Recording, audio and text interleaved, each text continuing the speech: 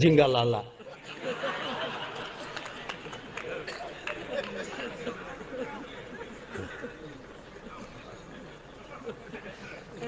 જાંબો જાંબો હે આ લઈ આવે ને એને ફેરે લવલીના પ્રયોગ કરે ને માટે.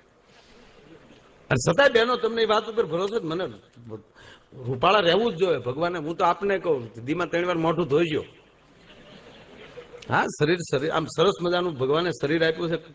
હે આપણો ભગવાન કૃષ્ણ ક્યાંય ઓછી, આ માધવરાય ક્યાંય ઓછી માયા નહોતી ડોહો. એ કેટલો હણગાર હતો. અત્યારે દ્વારકા જાઓ, મારા પૂંજારીઓ કેવો એને હણગારે. અહીંયા માધવરાય આપણા પૂંજારી કેવા હણગારે. શણગાર જરૂરી છે.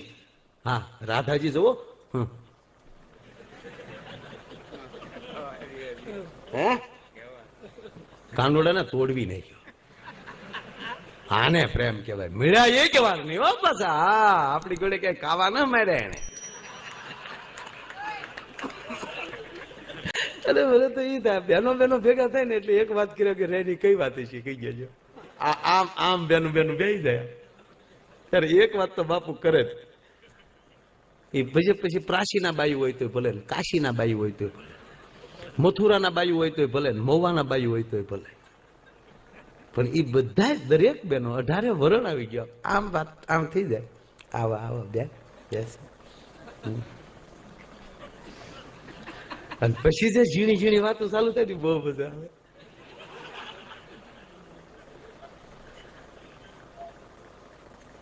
અને ખબર નહીં દુબળી બહુ પડી એવું કે તો ઓલી બાઈને હારું બહુ લાગે. હમણાં દુબળા લાગો હાવ. તાવ આવતો 2 દી.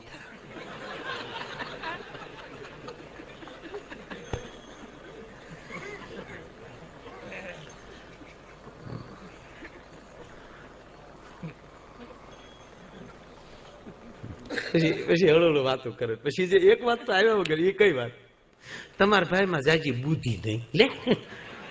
અને વાત એ હાશે ને, હું તમારી ભેગો છો, આપણા બુદ્ધિ છે જ નહીં. બુદ્ધિ હોય તો આપણે ઘોડે ચડીને જાય. આ ધંધા આપણે કરીએ. મોદી સાહેબે કર્યો સાળવા.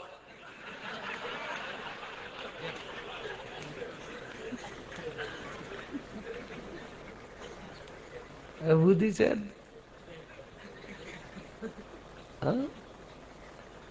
એક કહું, આપણે બુદ્ધિ નથી, આપણે બુદ્ધિના માણસો જ નથી. હકીકત આ દેશનો પુરુષ બુદ્ધિનો માણસ જ નથી સાહેબ. બુદ્ધિ હોય તો ભેખ નો પહેરે. બુદ્ધિ હોય તો માયો આયર પ્રોગ્રામ કરવાનો જાય. બુદ્ધિ હોય તો તમે આખી રહેતા ખોટે ખોટા તૂટવાનો આવો. હા, આપણે શું કઈ વેલ્યુ છે કે માયા 20 રૂપિયા રેકડી મળીએ. પ્રાચીમાં બધા ઘણી છે દુકાન, ઓરિજિનલ ને ડુપ્લિકેટ બે રાખે. લાઈવ સાંભળો શું કામ આવો? કારણ કે આપણે બુદ્ધિનો વિષય નહીં. બુદ્ધિનો વિષય હોય તો હમીરજી ગોહિલ ઠેઠેનું ગામ મૂકી, લાઠી મૂકી અને અહીંયા સોમનાથની સખાથે ના આવે. બુદ્ધિ હોય તો વંશરાજ સોલંકી એમ કહેવાય કે બુદ્ધિથી કઈક ગામના જશે, આપણે શું કામ જવું જોઈએ? આ બુદ્ધિવાળા ક્યાંય ગયા એ મને કયો. બુદ્ધિવાળા ગામમાં બજે ગામના વાંચતા હોય, આપણે નો જવાય. આ વાણિયા દીકરા ત્યાં વિરોધ કર્યા. બુદ્ધિવાળા છે ડોહા. જ્યાં જ્યાં બુદ્ધિ આવે છે એ માણસ વિકાસ કરી જ ન શકે. પુરુષ બુદ્ધિનો માણસ જ નથી. આ માથા પડ્યા ધડ લેડાનું કારણ એ છે કે બધાની બુદ્ધિઓને કાઢીને નાખી દીધી સાહેબ. કારણ કે બુદ્ધિ માથામાં હોય અને એકલા ધડ લેડ્યા તો ધડની અંદર શું હોય? આપણામાં બુદ્ધિ નથી પણ દિલદાર બહુ છે. જ્યાં દિલ લગાડ્યું ત્યાં પછી પાછા જ નથી પડ્યા. અરે કોકે ખોટું દાંત કાઢે તો એ શેરીમાં 4 વાર ગાડી કાવા મારી આવે. તારીમાં ગાંડી છે, હું કામ પેટ્રોલ બાળ હતું.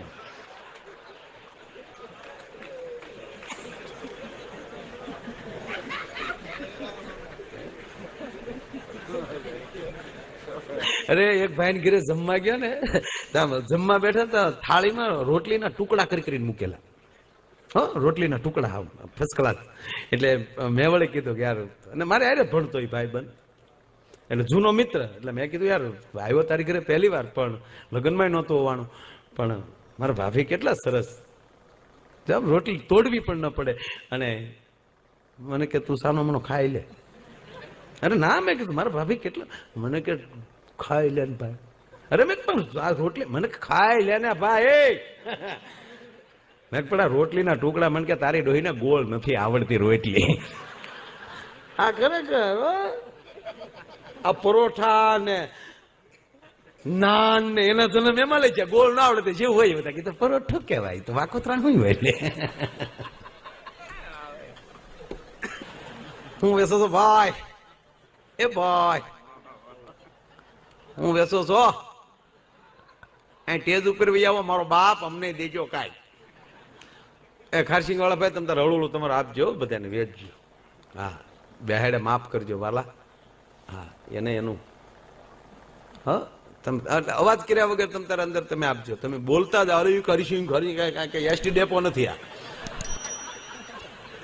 હા, અરે તમે જો દરેક સ્થળમાં જો આમાં જેટલા ભાઈઓ પ્લેનમાં બેઠા હશે ને ખબર છે, એરપોર્ટમાં આપણે જઈએ ને પ્લેનમાં, તો એરપોર્ટમાં કદાચ પ્લેન આપણું અડધો કલાક મોડું થવાનું હોય, પણ અંદરથી જાહેરાત જ એવી થાય ને ત્યાં આપણે એમ થાય ભલે 5 કલાક મોડું થાય.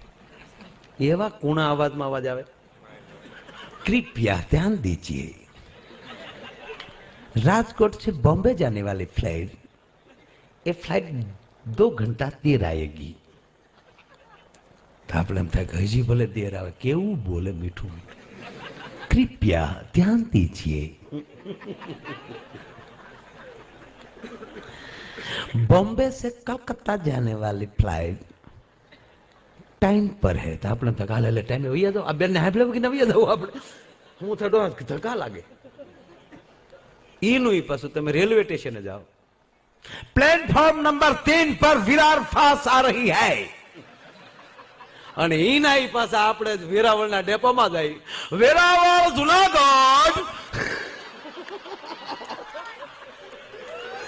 વેરાવળ જુનાગઢ પ્લેટફોર્મ નંબર 4 ઉપર આવશે, ન્યાલી ગાવું ઊભી કરજો. એના ડ્રાઈવર હરપાલભાઈ કેન્ટીનમાં હોય તો ડેપોમાં આવે.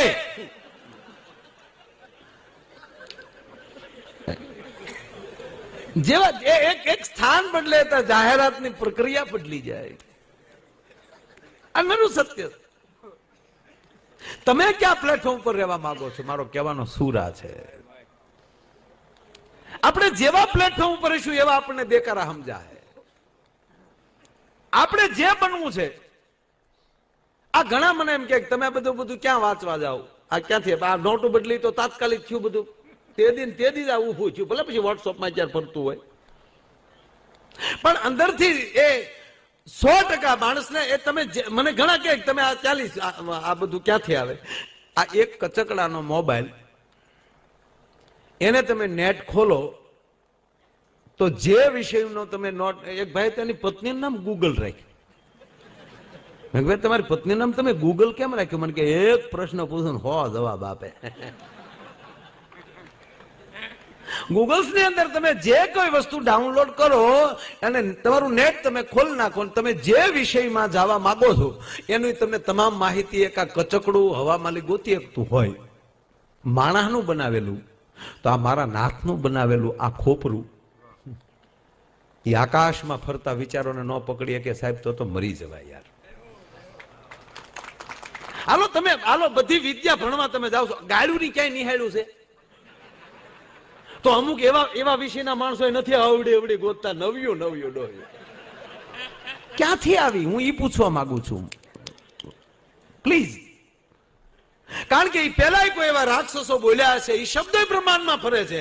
તમે એવી વૃત્તિ રાખશો તો એ શબ્દ, કારણ કે એને ફરીવાર જેમ જીવને બીજી વાર પાછો અવતાર લેવો છે એમ શબ્દને બીજી વાર ઉતરવું છે, પણ એ શબ્દ જેવો શબ્દ છે એવી વ્યક્તિને ગોતતો હોય છે કે હવે મારે કોના મોઢેથી રજૂ થવું. આપણું એવું ફાઉન્ડેશન હશે તો એવા શબ્દો આપણી પાસે આવશે. આ તમે કોઈ પણ તમારો ભાઈ દીકરો આપણો એન્જિનિયરિંગ કોલેજમાં ભણતો હોય, હાલો હું એટલું પૂછું કે મર્સિડીઝના એના એન્જિન કે જેટના એન્જિન જે અત્યારે જે એન્જિનિયર બનાવે છે, એ જેથી ઈ ભણતા તેથી તેને વાલવાળા જ એન્જિન ખોલ્યા હતા. આ નવી માહિતી આવી ક્યાંથી? નવો નકશો બન્યો ક્યાંથી? તમારો દીકરો સિવિલ એન્જિનિયર હોય તો એ ભણ્યો છે ત્યારે અત્યારના બિલ્ડિંગો કે જે કઈ બાંધકામ એને દેખાડવામાં આવ્યું, પણ આ નવા પ્લાન એના તરત ઉતરે છે ક્યાંથી? કારણ કે એનું ફાઉન્ડેશન નવા પ્લાનનું છે. એ પેલા નળનીલ નામના જે કઈ હતા એ બધા એન્જિનિયરો નવા વિચાર આપતા હોય. આ રામે પુલ બાંધ્યો, વહેલું વહેલું કન્સ્ટ્રક્શનનું કામ કર્યું હોય ને, વાંદરાને તોડવી નાખ્યો બાપુ. અંદરો અંદર જે બાપુ વાંદરા બાજ્યા છે, પણ હનુમાનથી ને એનથી બીવે છે, પાછા પાણા મળે પડે કે ભાઈ આરે ખાલી લડવાની વાત હતી, પાણા ઉપાડવાની વાત કઈ નહોતી.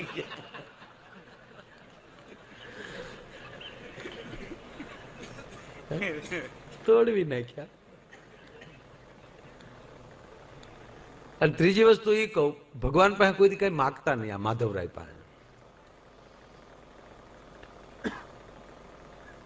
સીતાજીએ એના પતિ પાસે, ભગવાન રામ પાસે સોનાનો મૃગ માગ્યો. રામાયણ સાક્ષી છે.